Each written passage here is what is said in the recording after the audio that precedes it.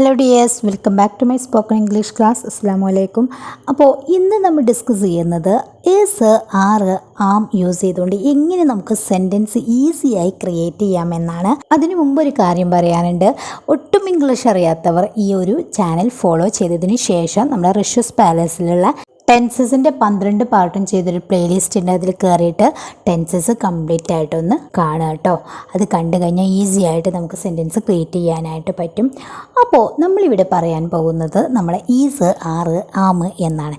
അപ്പോൾ ഈസ്, ആറ്, ആം എന്ന് പറഞ്ഞു കഴിഞ്ഞാൽ ആണ് എന്ന് പറയാൻ വേണ്ടിയിട്ടാണ് നമ്മൾ ഇംഗ്ലീഷിൽ യൂസ് ചെയ്യുന്നത്. നമ്മൾ മലയാള സെൻറ്റൻസുകളിൽ നമ്മൾ എവിടേക്കാണോ ആണെന്ന് പറയുന്നത് അവിടെയൊക്കെ നമ്മൾ എന്ത് യൂസ് ചെയ്യും? ഇംഗ്ലീഷിൽ ഈസ്, ആറ്, ആം എന്ന് യൂസ് ചെയ്യും. അത് എക്സാമ്പിൾ കാണുമ്പോൾ മനസ്സിലായി കിട്ടും. അപ്പോൾ അതിൻ്റെ ഒരു സ്ട്രക്ചർ എന്ന് പറയുന്നത് നമുക്കൊരു സബ്ജക്റ്റ് വേണം, അതിനുശേഷം ഈസ്, ആറ്, ആം ഏതെങ്കിലും ഒന്ന് യൂസ് ചെയ്യും.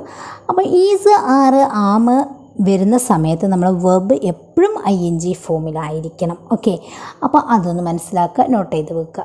ഇനി ഏതൊക്കെ സബ്ജക്റ്റിൻ്റെ കൂടെയാണ് നമ്മൾ യൂസ് ചെയ്യേണ്ടത് എന്ന് കൂടി പറയാം.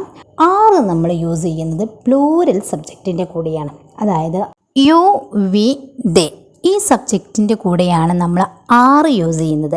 ഐ എന്ന സബ്ജക്റ്റിൻ്റെ കൂടെ നമ്മൾ യൂസ് ചെയ്യുന്നത് ആം എന്നാണ്. എന്നാൽ ഈസ് യൂസ് ചെയ്യേണ്ടതോ ഹി, ഷീ, ഇറ്റ്, നൈമെ ഇവയുടെ കൂടെയാണ് നമ്മൾ ഈസ് യൂസ് ചെയ്യേണ്ടത്. ഓക്കെ, അത് ക്ലിയർ ആയല്ലോ. എക്സാമ്പിൾ നോക്കൂ. ഞാൻ ജ്യൂസ് കുടിക്കുകയാണ്. ഞാൻ ജ്യൂസ് കുടിക്കുകയാണ്. ഇവിടെ സബ്ജക്റ്റ് ഞാനാണല്ലേ. അപ്പം നമ്മൾ എന്ത് യൂസ് ചെയ്യണം? I am drinking juice. I am drinking juice. ഞാൻ ജ്യൂസ് കുടിക്കുകയാണ്. I am drinking. ഡ്രിങ്കിൻ്റെ ING ഫോം വരുമ്പം ഡ്രിങ്കിങ് എന്ന് വരും. Drinking juice.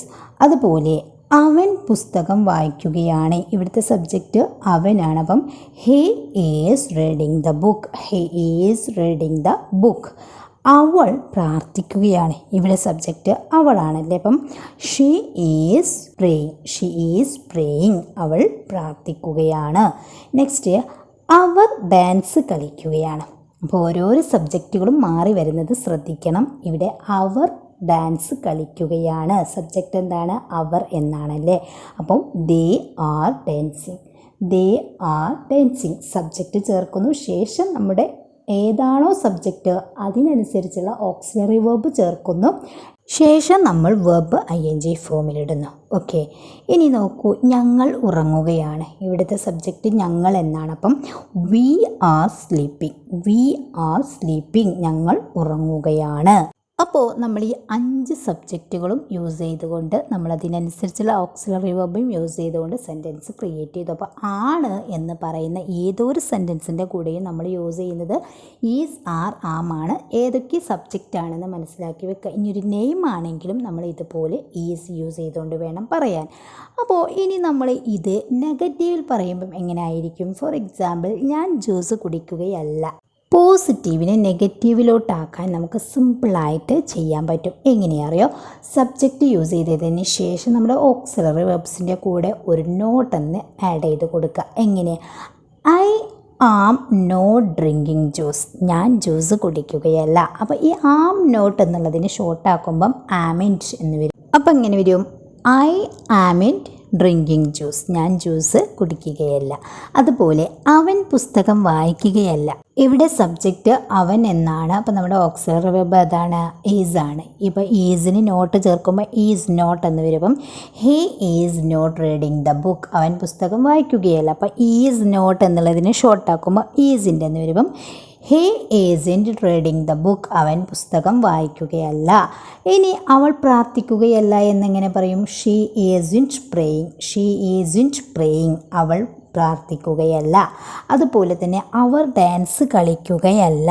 ദേ ആറിൻറ്റ് ഡാൻസിങ്. ദേ ആറിൻറ്റ് ഡാൻസിങ്. നമ്മുടെ ഓക്സിലറി വെർബിൻ്റെ കൂടെ ഒരു നോട്ട് യൂസ് ചെയ്ത് കഴിഞ്ഞാൽ അത് നെഗറ്റീവിലോട്ട് മാറി. ഇനി ഞങ്ങൾ ഉറങ്ങുകയല്ല. We aren't sleeping. We aren't sleeping. അപ്പോൾ ഇത് പഠിച്ചു കഴിഞ്ഞാൽ ഒരു ബുദ്ധിമുട്ടില്ലാതെ നമുക്ക് സെൻറ്റൻസ് ക്രിയേറ്റ് ചെയ്യാനായിട്ട് പറ്റും. ഇനി നമ്മളിങ്ങനെ ക്വസ്റ്റ്യൻ ചോദിക്കുകയാണ്. നീ ജ്യൂസ് കുടിക്കുകയാണോ?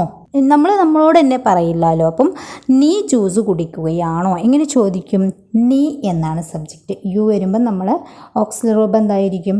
ആറായിരിക്കും. അപ്പം are you drinking juice? Are you drinking juice? നീ ജ്യൂസ് കുടിക്കുകയാണോ? ഇനി ചോദിക്കുകയാണ്, അവൻ പുസ്തകം വായിക്കുകയാണോ? എങ്ങനെ ചോദിക്കും? അപ്പോൾ ക്വസ്റ്റ്യൻ ക്രിയേറ്റ് ചെയ്യാനായിട്ടുള്ള ഒരു എളുപ്പമാർഗ്ഗം എന്ന് പറയുന്നത് നമ്മുടെ ഓക്സിലറി വെർബ് ഫസ്റ്റിലേക്ക് വരും, സബ്ജക്റ്റ് രണ്ടാമതായി വരും. അപ്പം is he reading the book? Is he reading the book എന്ന് പറഞ്ഞു കഴിഞ്ഞാൽ അവൻ പുസ്തകം വായിക്കുകയാണോ? ഏതാണോ നമ്മൾ ഓക്സിലറി അതിനെ ഫസ്റ്റിൽ കൊണ്ടുവരിക, ഏതാണോ നമ്മുടെ സബ്ജക്റ്റ് ഇത് രണ്ടാമതും വരും. ഓക്കെ. അവൾ പ്രാർത്ഥിക്കുകയാണോ? എങ്ങനെ പറയും? Is she praying? Is she praying? അവൾ പ്രാർത്ഥിക്കുകയാണോ? സിമ്പിളായിട്ട് പറയാം. അവർ ഡാൻസ് കളിക്കുകയാണോ? എങ്ങനെ പറയും? R they dancing? അല്ലേ, നമ്മുടെ സബ്ജക്റ്റ് ദേ ആണ്, അപ്പോൾ നമ്മൾ ആറാണ് യൂസ് ചെയ്യേണ്ടത്. അപ്പം ആറിനെ ഫസ്റ്റിലേക്ക് കൊണ്ടുവന്നു. അപ്പോൾ ആർ ദേ ഡാൻസിങ്? അവർ ഡാൻസ് കളിക്കുകയാണോ? ഇനി ചോദിക്കുന്നത്, നിങ്ങൾ ഉറങ്ങുകയാണോ? നിങ്ങൾ ഉറങ്ങുകയാണോ? എങ്ങനെ ചോദിക്കും? യു ആർ എന്നുള്ളത് are you sleeping? Are you sleeping? നിങ്ങൾ ഉറങ്ങുകയാണോ? ഇനി നമുക്ക് ഒരൊറ്റ മെത്തേഡും കൂടി ഉണ്ട്. ഇതിനൊക്കെ നമ്മൾ ഇങ്ങനെ ചോദിക്കാറില്ലേ? നീ ജ്യൂസ് കുടിക്കുകയല്ലേ? നീ ജ്യൂസ് കുടിക്കുകയല്ലേ? നെഗറ്റീവിൽ ചോദിക്കാറുണ്ടല്ലോ. എങ്ങനെ ചോദിക്കും? അപ്പം നമ്മുടെ ഓക്സിലറി വെർബ് ക്വസ്റ്റ്യൻ ആക്കുമ്പോൾ ഫസ്റ്റിലാണല്ലോ ഉണ്ടാകുക. അതിനൊരു നോട്ട് യൂസ് ചെയ്യുക. Aren't you drinking juice?